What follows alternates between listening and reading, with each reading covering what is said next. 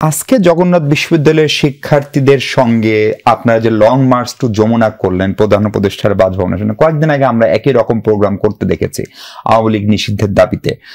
মূলত এনসিপি, ছাত্র শিবির তারা ছিলেন। সেইখানে আমরা দেখলাম এক ধরনের আচরণ পুলিশের, আজকে পুলিশের আরেক ধরনের আচরণ। কেউ কেউ বলছেন পুলিশ হচ্ছে শক্তের ভক্ত নরমের জম। ফলে আপনাদের সঙ্গে আচরণটা কেন করলো? পুলিশের দাবি হচ্ছে আপনারা কি আসলে প্রভোকিং কোনো আচরণ করেছিলেন কিনা, নাকি পুলিশ হঠাৎ করে এরকম করলো? আচ্ছা, আমি শুরু থেকে যদি একটু বলি, আমরা যখন জগন্নাথ বিশ্ববিদ্যালয় থেকে লং মার্চ করে আসছি, আমরা হুট করে যমুনা আসি না, আমরা কয়েকটা স্টেজ পার করে আসছি। আমরা যখন তাঁতীবাজার ছিলাম তখন আমাদেরকে ঘেরাও করা হয়েছিল, আমরা শান্তিপূর্ণভাবে সেটা ব্রেক করছি, কোনো পুলিশের সাথে আমাদের সংঘর্ষ হয়নি, হাতাহাতি হয় নাই। তারপর যখন আমরা শিক্ষা ভবন গেলাম, সেখানে আমাদের সাথে ওরা বাধা দিয়েছিল, কিন্তু আমরা সেটা শান্তিপূর্ণভাবে ব্রেক করেছি। কিন্তু যখন আমরা কাকরাইল মোড়টা ক্রস করতে যাব, সেখানে কিন্তু যমুনা মুখে আমরা তখন ব্যারিকেড পর্যন্ত পৌঁছায়নি। তখনও আমরা মোটামুটি আমরা সামনের সাইডে আমরা যে 8-10 জন ছিলাম, বাকিটা পিছিয়ে আসতেছিলাম, আমরা একটু দ্রুত আসছিলাম। আমাদের উপর হচ্ছে হুট করেছে যে আপনার সাউন্ড গ্রেড মারা হয়, আমাদেরকে টিএসএল মারা হয়। আমরা যদি তাদের সাথে সংঘর্ষে জড়াতাম, দেখেন আমাদের দাবিটা সম্পূর্ণ যৌক্তিক। আমরা যে 3টা দাবি নিয়ে আসছি, আমাদের দাবিগুলো সম্পূর্ণ যৌক্তিক। সেই জায়গা থেকে তারা আমাদেরকে, আমরা যেহেতু আরো তিনটা ব্যারিকেড ভাঙছে অলরেডি, আমরা ব্যারিকেড যাওয়ার আগে কিন্তু তারা আমাদেরকে সাউন্ড গ্রেড মারছে, আমাদের টিএসএল মারছে, আমাদের কিন্তু হতাহত হয়েছে। আমি যেখানে কথা বলছি, আমি কিন্তু নর্মালি কথা বলতে পারছি না, আমি অলরেডি ট্রমাটাইজড।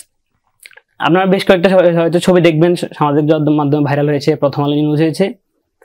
পুলিশ এসে হচ্ছে আমাকে লাথি দিচ্ছে পেটে, দেওয়ার পর হচ্ছে 4-5 জন পুলিশ হায়নার মতো, সরি টু সে হায়নার মতো তারা আমার উপর হামলে পড়ছে। 4-5টা পুলিশ। আমার এখন হাতে ব্যথা, মাথায় ব্যথা, হাতে ব্যথা, পেটে ব্যথা আর হাঁটুতে ব্যথা। কিন্তু দেখেন, আপনি যে কথাটা বলেছেন যে আমরা কি তাদের সাথে কোনো সংঘর্ষে জড়িয়েছি কিনা, আমরা ব্যারিকেড পর্যন্ত পৌঁছাইতে পারিনি, তার আগে আমাদের উপর হামলা হয়েছে। শিক্ষকরা ছিলেন আপনাদের সঙ্গে? আমাদের হচ্ছে যে জগন্নাথে আমি একটা ওয়ার্ড ইউজ করতে চাই যে ওয়ান ম্যান আর্মি বলে কিছু কথা আছে, আমরা জানজি যারা, আমরা এগুলো ইউজ করতে স্বাচ্ছন্দ্য বোধ করি। সেক্ষেত্রে হচ্ছে আমাদের নাসির স্যার, আমাদের শিক্ষক সমিতির রইসুদ্দিন স্যার, তাদের কিন্তু গায়ে হামলা হয়েছে। আপনি যদি দেখবেন, নাসির স্যার টিএসএল পড়ছে, একটা শিক্ষার্থীর উপর চাপা পড়ে গেছে, রইস স্যারকে আহত করা হয়েছে। সেদিক থেকে হচ্ছে যে আমরা কোনোভাবে এই জিনিসটা কাম্য না। জি, আপনাদের কাছে কি মনে হয় আপনাদের উপরে হামলাটা কেন? কারণ এটা তো কোনো রাজনৈতিক ব্যানারে তো আপনারা আসেননি নিশ্চয়ই, অথবা আপনারা যারা সামনের সারিতে ছিলেন আপনাদের কি কোনো রাজনৈতিক পরিচয় ছিল, অথবা আপনারা কেউ কি বেশিরভাগ সময় যেটা বলা হয় যে পলাতক যে আওয়ামী লীগ বা ছাত্রলীগ তাদের হয়ে কাজ করছেন? দেখেন, আমাদের যে দাবিটা এখানে হচ্ছে আমরা কোনো দল হয়ে আসি নাই। আমাদের যে 3টা দাবি, যে আমাদেরকে 25-26 যে অর্থ বছর আছে, সেখানে হচ্ছে আমার 70% শিক্ষার্থীর আবাসন ভাতা দিতে হবে। এই 70% শিক্ষার্থীর আবাসন ভাতা কেন দিতে হবে? দেখেন, একটা বিশ্ববিদ্যালয় থেকে আমরা কি চাই? আমরা যখন বিশ্ববিদ্যালয়ে ভর্তি হই, আমরা কি চাই? যাতে আমাদের থেকে চাই আমরা বিশ্ববিদ্যালয়ে আসছি, আমরা পড়াশোনা করব, আমরা গবেষণা করব, আমরা গবেষণা নিয়ে ব্যস্ত থাকবো। সেখানে হচ্ছে যে আমাদের হল নাই, তার জন্য হচ্ছে আমরা টিউশন করা লাগে। নর্মালি এজ এ স্টুডেন্ট যখন আমরা ভার্সিটিতে ভর্তি হই, আমরা কিন্তু বাড়ি থেকে টাকা পয়সা নিতে স্বাচ্ছন্দ্য বোধ করি না। সেদিক থেকে আমরা পড়াশোনা করব, গবেষণা করব, সেদিক থেকে ব্যস্ত না থেকে আমাদেরকে টিউশন করাতে হয়। আমি দুপুর 2টা ক্লাস শেষ হলো, আমার 2-3টা টিউশন করানো লাগে। আমি রাতের সময় পড়তে পারি না, আমি বিকালে পড়তে পারি না। কিন্তু আপনি যদি বাইরের দেশগুলোতে দেখেন, যে আমরা চীন হওয়ার স্বপ্ন দেখি, আমরা দক্ষিণ কোরিয়ার স্বপ্ন দেখি, আমরা জাপান হওয়ার স্বপ্ন দেখি, সেই বিশ্ববিদ্যালয়ের পড়াশোনার দিকে তাকান, আমার দিকে তাকান। আমাদের জগন্নাথ বিশ্ববিদ্যালয়কে কোনো বিশ্ববিদ্যালয় বলা চলে না।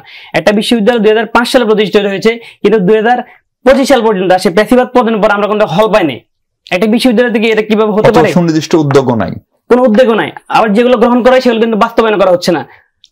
2016 সালে আমাদেরকে হচ্ছে হল আন্দোলন করার বলে আমাদের ভাইরা, সেখানে কিন্তু একটা আমি যে টিচারদের নাম বললাম, নাসির স্যার, উনি 46টা রাবার বুলেট খেয়েছে। তারপরে কিন্তু ওই 2025 সাল, 10 বছর হয়ে গেছে, মোটামুটি 10 বছর হয়ে গেছে, কিন্তু আমরা এখন আমাদের সেকেন্ড ক্যাম্পাসে জমি বুঝে পাই নাই। সেনাবাহিনীর হাতে গিয়েছে, এখন এক নাইকে গেলে ওখান থেকে বাতিল করে দিচ্ছে। এজ এ স্টুডেন্ট হিসাবে, এজ এ মানবিক দিক থেকে আমরা অনেক দূরে।